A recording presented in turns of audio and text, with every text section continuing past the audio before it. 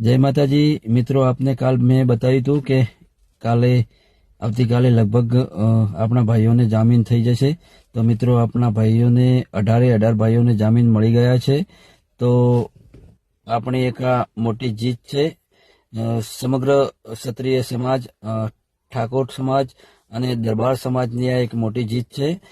મિત્રો આપને કહેવાનું એ થાય છે કે આપણી સમાજને કોઈ સમાજ સાથે કોઈ વિરોધ નથી, પરંતુ કોઈ માણસ આપણને હેરાન કરે તો એને આપણે બતાવવું જોઈએ કે અમારી એકતા છે ભાઈ, તમે અમને ખોટા હેરાન ના કરો।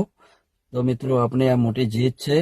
આવીને આવી જીત આપણે બધાએ મેળવતા રહીએ અને સમાજની અંદર ક્ષત્રિયના નામે ઠાકોર દરબાર એક બનીને કાયમ માટે રહીએ। બરોબર।